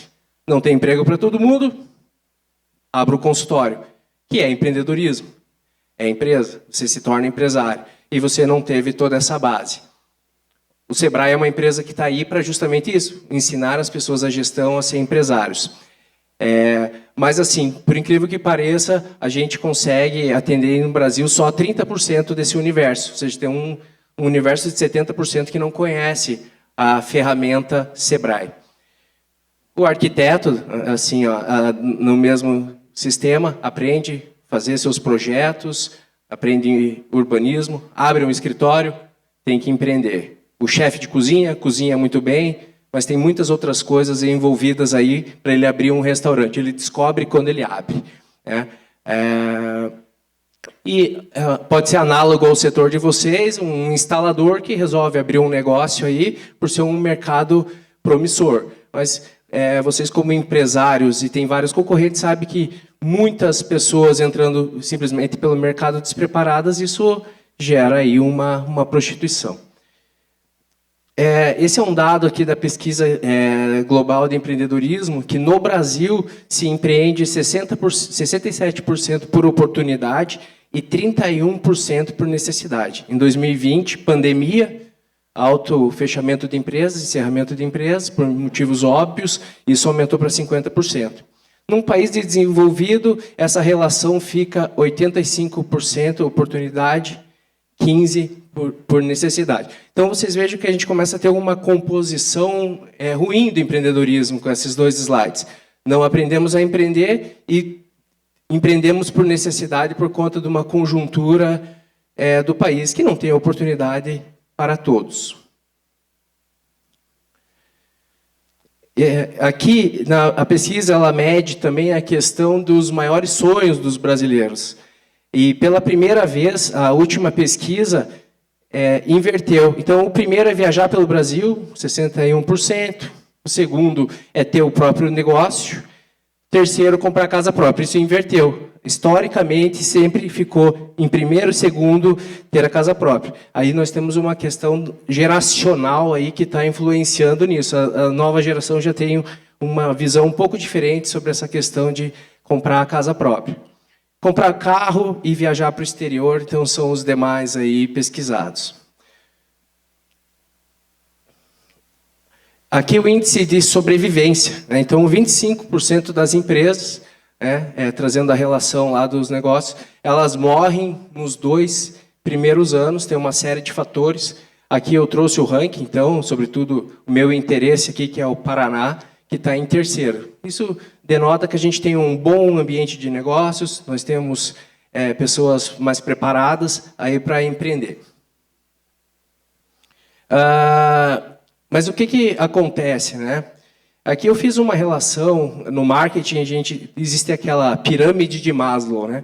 Que ela fala assim de quais são a hierarquia das necessidades, né, para nós. A nossa, lá na pirâmide de Maslow, a hierarquia, a base da pirâmide, são as nossas necessidades fisiológicas. Depois de segurança, e a gente vai subindo até chegar lá na questão de ter propósito e deixar legado.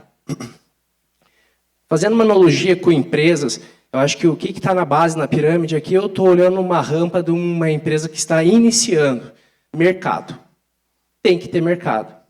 A segunda, estrutura, processos, finanças, organização da empresa. Eu já vi, muita empresa que tem mercado e é desorganizada. E continua no mercado. Claro, ela tem um risco de ser desorganizada por ameaça de novos entrantes, mudanças, legislação.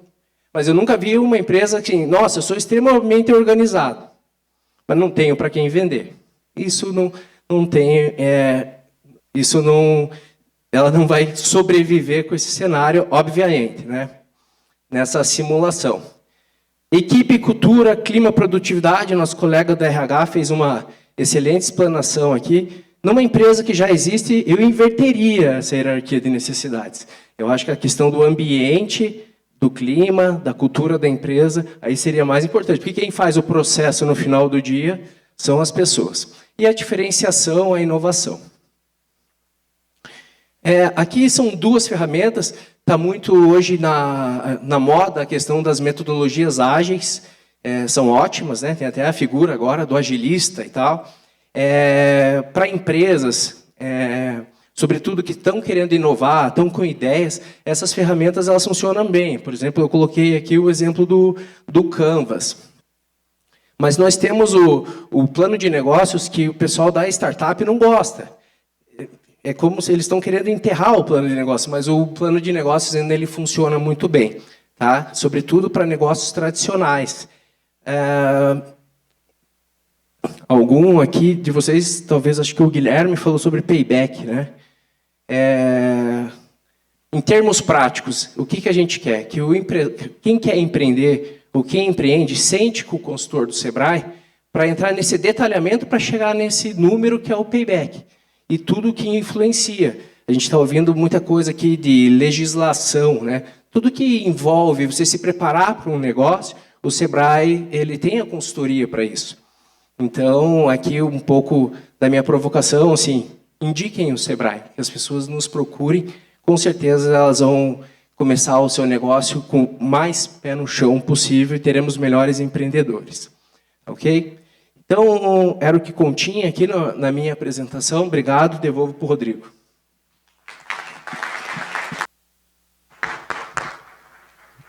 Obrigado, Xará. Parabéns pela apresentação.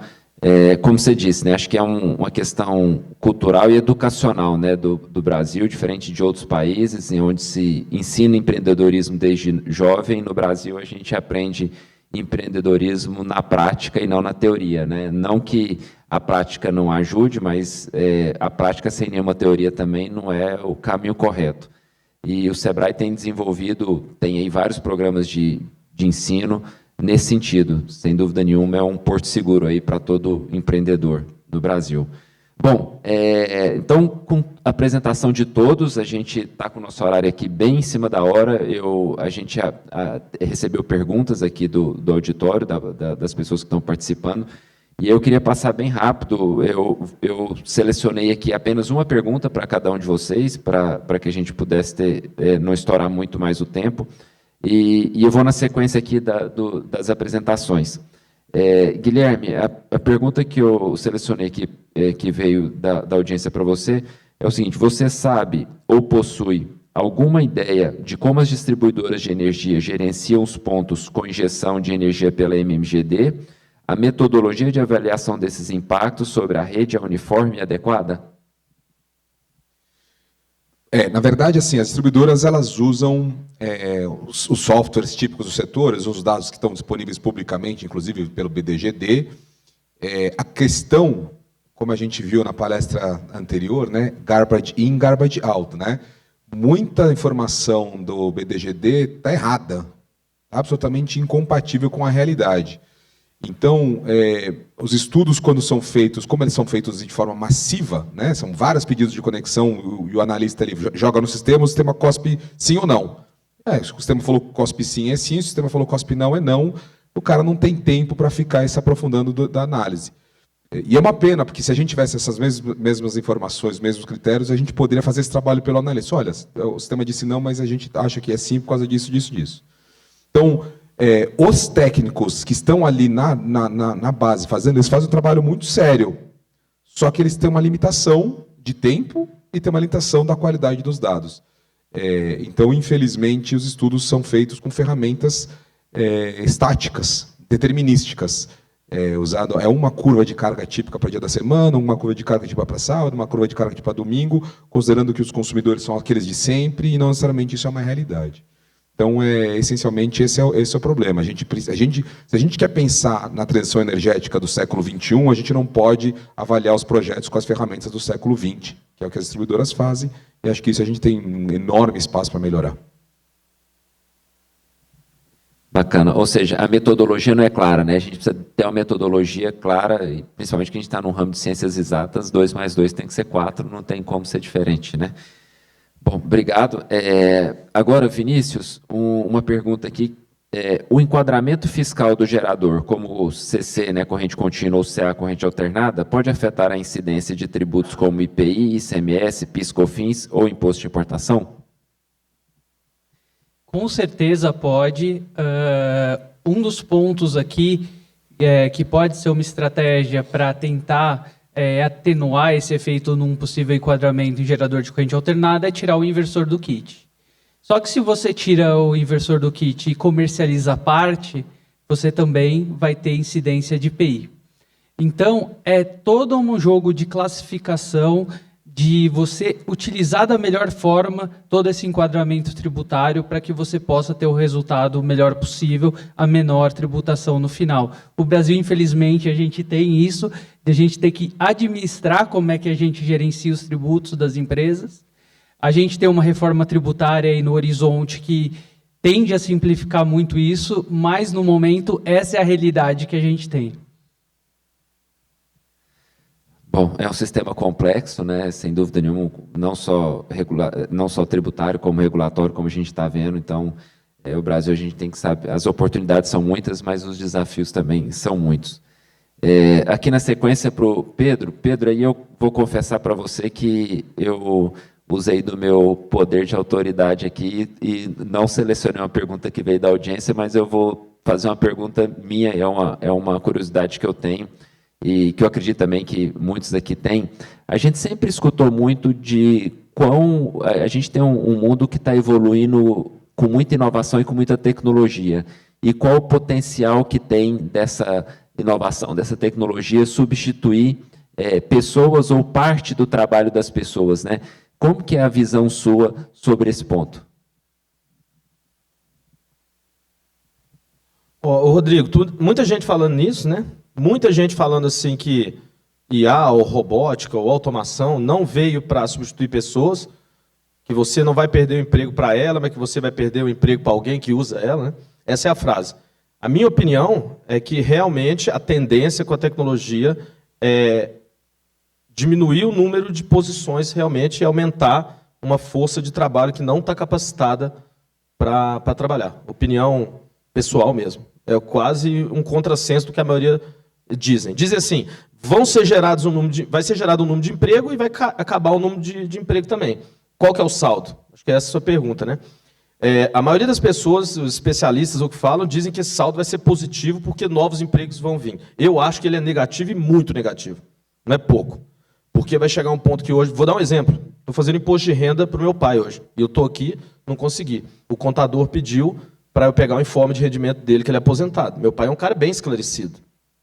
Meu pai não conseguiu entrar no gov.com, o gov.br. Está chegando um ponto, quem não entra no gov.br, quem não sabe usar um aplicativo, não consegue fazer quase nada. Entendeu o que eu estou querendo dizer? Então, a minha opinião é que vai criar um problema, e aí eu falei que há um consenso dizendo que vão ter mais oportunidades do que problemas com falta de vaga, mas você vê os grandes empresários, os caras assim, donos dessas, principalmente das Big Techs, eles falam, nós vamos ter um problema de uma massa mundial que não vai ter o que fazer, porque não vai ter mais trabalho para eles, o básico vai ser feito por automação e robótica, e a gente vai ter que solucionar esse problema, ou a gente vai ter uma massa despreparada e de sem emprego. E eu acredito muito nisso. Eu acho que sem dúvida nenhuma, as ferramentas de tecnologia novas que estão aí à disposição, né? Por exemplo, as ferramentas de IA, como você citou, mas de fato você precisa ter uma população e uma força de trabalho preparada para usá-las, né? Não que seja nada absurdo, eu tenho experimentado nos últimos meses aí, eu criei. Você fez a brincadeira ali, o cara que quer contratar um cara que tem uma carteira de clientes que é capacitado, esse aqui, por 1.500 PJ, né? Eu contratei pelo ChatGPT um conselho de administração para a minha empresa por $20 por mês, que é o que eu pago para o ChatGPT, e no meu conselho eu tenho algumas pessoas que eu julgo muito importantes, que estão lá me dando conselhos quase que diariamente, e no conselho que eu criei aqui no meu grupinho está lá Aristóteles, Platão, Albert Einstein, Jesus Cristo, Thomas Edison, Nikola Tesla, Peter Drucker, Abílio Diniz, então, Antônio Hermílio de Moraes, e está me custando $20, e o ChatGPT me entrega muita coisa, mas de fato, eu precisei aprender sobre a ferramenta, como usar, e ela também não pode ser usada para tudo. Eu acho que, como toda ferramenta de tecnologia e de inovação, ela tem que também preparar o ambiente para que as pessoas possam usá-la da melhor maneira possível, né? Sem dúvida nenhuma. Acho que, e aí, para o setor solar não é diferente, eu acho que essas ferramentas vão ajudar muito, principalmente em tarefas mais operacionais, né? Em que a gente possa... e, por outro lado, você vai precisar de pessoas mais qualificadas, que têm mais familiaridade com essas ferramentas, né? E, por último, então, eu passo aqui para o meu xará. A pergunta aqui para você, xará, é o seguinte: quais são hoje os principais incentivos fiscais existentes para a geração própria de energia por meio da fonte solar? Sabemos que o mercado deu uma estagnada. Você acredita que, aumentando esses incentivos, o empreendedor possa ver mais vantagens para empreender na área de energia solar? Alô? Acho que, tecnicamente, aqui nessa mesa tem pessoas que conhecem mais dos incentivos no setor do que eu. Mas, com certeza, mexer no ambiente de negócios, eu acho que o associativismo tem um papel importante nessa questão desse lobby positivo.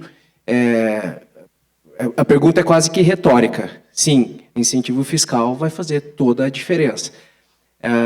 Até a palestra falava alguma coisa, o tema curadoria, como alavancar. Eu diria que sim, se associem a uma Absolar.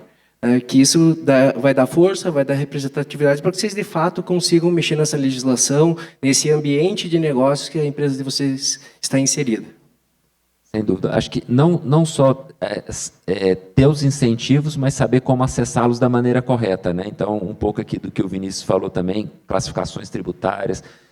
Eu acho que é muito importante, cada vez mais, o empreendedor ele buscar esse conhecimento, né, de como que existe à disposição dele, porque muitas das vezes ele está ali, um pouco do que você falou também no início da sua palestra, o brasileiro ele não aprende a empreender. Então, isso também não dá a possibilidade de, às vezes, ele olhar para algo que ele tem à disposição, que ele poderia estar usufruindo e que ele está simplesmente desperdiçando e, com isso, trazendo menos retorno para a companhia dele, né? Bom, foi um prazer estar com vocês, como brincava o Jô Soares lá nas apresentações dele, né? Infelizmente acabou, eu também queria que demorasse mais, mas agradecer a cada um de vocês que esteve aqui com a gente no palco. Acho que a audiência toda que nos acompanha aqui vai levar para casa muito aprendizado, sem dúvida alguma.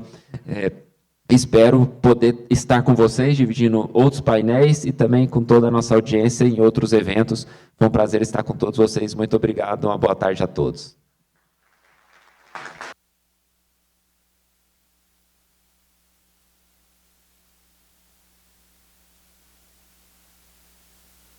Gostaria.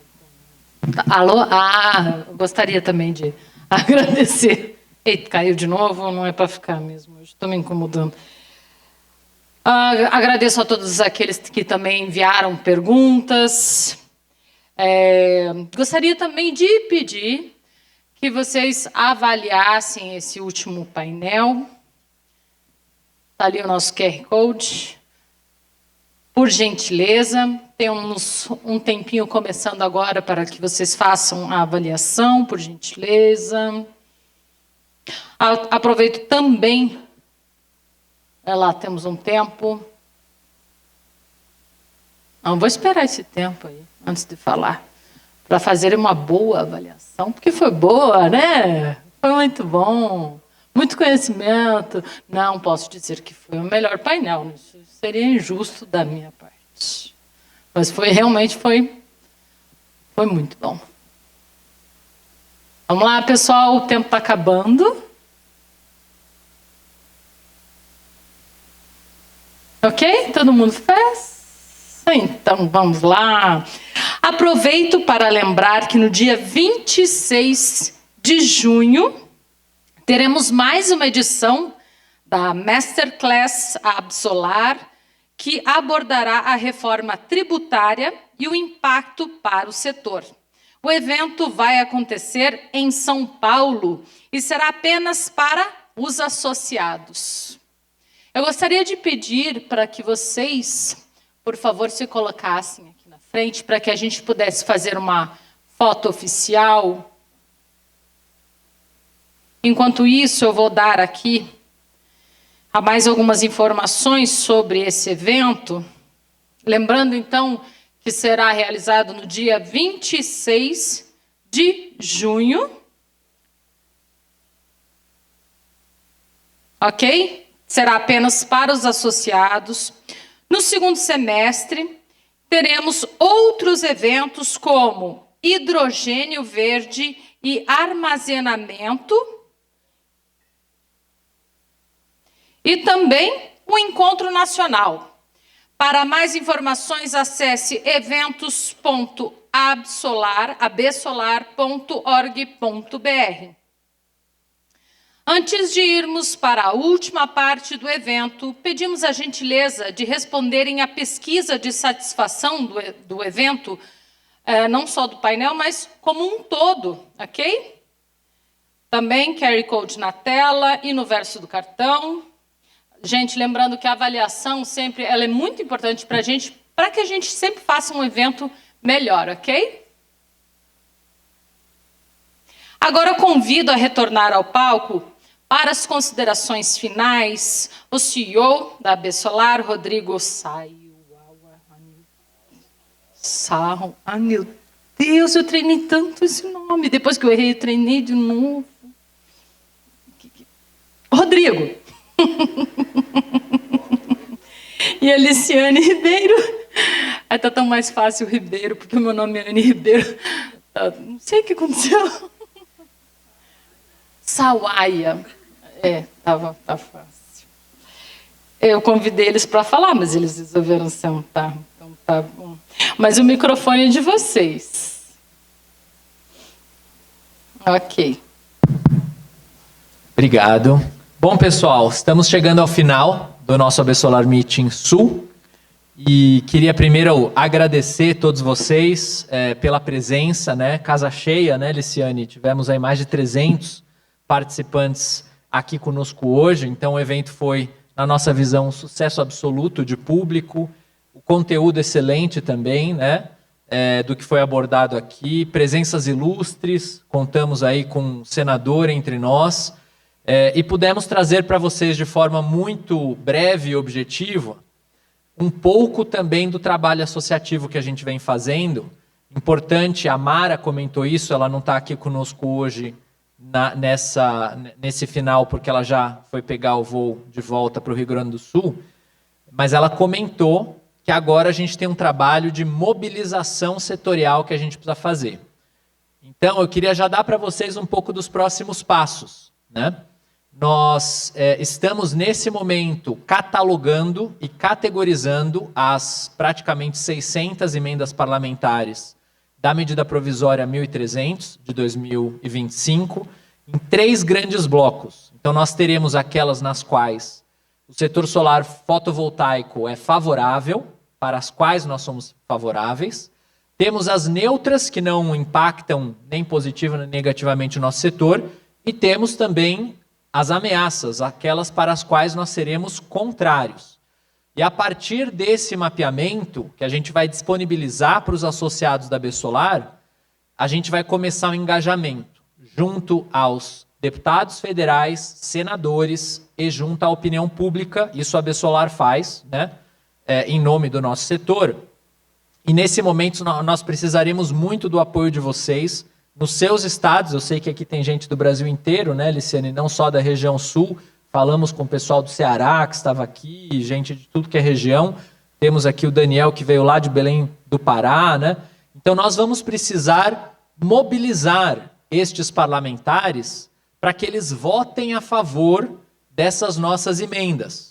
Idealmente, para a gente já incluir isso no relatório do relator, que ainda não sabemos quem será, mas que até provavelmente a semana do dia 9 de junho saberemos quem será o relator dessa medida provisória.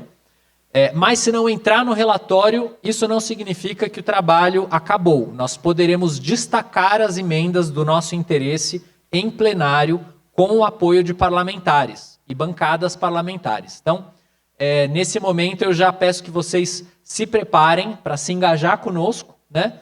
Os nossos coordenadores, as nossas coordenadoras, por vezes, pegam um avião com a gente, vão para Brasília, bater na porta, né, nos gabinetes ali dos parlamentares, e a gente faz esse trabalho em campo, mas a gente precisa de vocês trabalhando na base. Quer dizer, na sua cidade, no seu estado, engajando os parlamentares também. Isso vai ser muito importante. Liciane, conta para a gente um pouquinho o que você achou do evento de hoje, os destaques que você traria e uma mensagem de despedida para o pessoal também. Obrigada, Rodrigo. Obrigada a todos. Eu acho que o grande destaque aqui foi a presença do senador, né, Sérgio Moro. Um trabalho que fazemos junto em Brasília. Todo mundo perguntou, mas como é que o Moro apareceu aqui? Né? Surpresa. Foi um trabalho que, na última visita que a gente teve no Absolar Meeting de Brasília, nós, com toda a comissão da Absolar, tivemos a presença no gabinete do senador, que nós estávamos discutindo o imposto de importação, pedindo o apoio e o suporte. Então, por mais que pareça uma coisa inacessível, o fato de eu, curitibana, estar na casa de um senador paranaense, fomos muito bem recebidos. E fomos surpreendidos positivamente com uma equipe extremamente técnica, preparada e engajada no tema. Já tinha levantado quantas indústrias tinham, qual era o cenário, não conseguia entender o porquê da diferença de alíquota ter subido tanto, e nós ficamos muito surpresos, né, Rodrigo? Eu acho que de todas as reuniões que eu já fiz no Senado, com certeza, a que me surpreendeu mais pela capacidade técnica. E daí, automaticamente, em função desse contato, quando foi a MP, ele já estava muito mais aberto e receptivo à demanda da energia solar. Por óbvio, que nós precisamos desse apoio dia a dia, e é esse engajamento que o Rodrigo fala, porque, às vezes, eu tenho uma agenda em Brasília e tenho um time inteiro da Absolar lá. Por que não eu bater na porta dos deputados e senadores do meu estado e trazer essas demandas que talvez esteja até no radar dessas pessoas?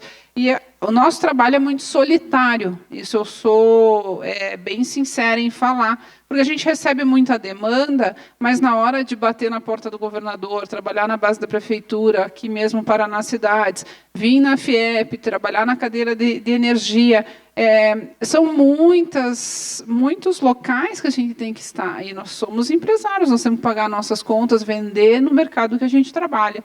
Então, eu fiquei muito feliz, eu acho que foi super gratificante, né, depois a gente ter aquela visita. E eu agradeço demais, de coração, a todos que me ajudaram a divulgar o evento. Eu tenho certeza que o sucesso de Casa Cheia é em função de todos que nos ajudaram. Agradeço de coração, vi pessoas que não via há bastante tempo, mandei pessoalmente, por WhatsApp, convite individual para um a um de Curitiba, do Paraná, recebi clientes aí do Brasil todo que aceitaram esse desafio de vir para cá e fazer desse evento um sucesso. Essa casa maravilhosa, né, Rodrigo? Uma estrutura perfeita. O João Arthur, de novo, todo o nosso agradecimento à FIEP, que é gratificante fazer um evento assim. Tempos difíceis, né, de que tem que reduzir custo, buscar parceiro, buscar cooperativismo, e é isso que a gente quer com a associação, que vocês se juntem a nós. E, de verdade, eu estou muito orgulhosa do resultado de hoje. Espero que para vocês tenha sido tão gratificante como foi para mim, para o time da Absolar, representando aqui do sul do país. Acho que Curitiba brilhou com estrelinha, ganhou suas estrelinhas aí nesse quesito. Mais uma vez, inclusive. E, nesse sentido, eu queria também deixar um agradecimento especial e até pedir de vocês uma salva de palmas para a equipe da organização, por trás dos bastidores, que permitiu esse evento sair perfeito, como saiu, com esse brilhantismo. Então, por favor, uma salva de palmas. A nossa equipe de eventos da Absolar, a equipe de suporte que está lá em cima, dando apoio, iluminação, apresentações, a equipe de filmagem, fotos, Tech Reg, que ajudou a preparar o conteúdo também, né? Então, todos vocês são fundamentais. Gente, são 40 pessoas dentro da associação. E acho que nós não temos noção, né, de que são 40 pessoas que estão trabalhando todos os dias para que tudo isso aconteça. Fora todos os coordenadores, fora todos os conselheiros. Então, só de funcionários são 40 pessoas. Para bancar tudo isso, para ver todo esse conteúdo que foi aqui, com a quantidade de emenda que tem, né, Rodrigo? Quantidade de trabalho, talvez a gente faça pouco barulho, pouco marketing. Mas a gente trabalha bastante e a gente quer convidar para vocês para estar junto conosco. Bom, e com isso eu deixo também um agradecimento especial para a nossa cerimonialista, não que fez, o seu nome, mas tá apesar tudo de não ótimo. acertar o meu nome, não me incomodo com isso, mas fez um ótimo trabalho, deixou o nosso evento mais leve, mais agradável. Muito obrigado. Olha, que foi um satisfação. prazer. Eu vou dormir um pouquinho mais tranquila hoje. E é claro que a gente deixa também para vocês o convite de estarem conosco nos próximos eventos da Absolar. Como vocês viram, vamos ter vários ao longo do segundo semestre, mais um no primeiro semestre. Esperamos poder encontrar vocês lá. E, da minha parte, um agradecimento e até uma próxima vez. Obrigado. Obrigada, muito obrigada. Bom, vamos agradecer também, então, ao nosso anfitrião, o Banco BV, aos parceiros Platinum Solar Group, Sungrow e VEG, ao parceiro Rubi, Baiva, ao parceiro Cristal, Amara, e ao Sistema FIEP, o nosso parceiro institucional, que gentilmente nos cedeu este espaço. Muito obrigada a todos vocês que nos prestigiaram e contribuíram para o sucesso do nosso evento. Desejo um ótimo retorno para todos vocês e nos encontramos, então, em junho. Uma excelente noite a todos vocês.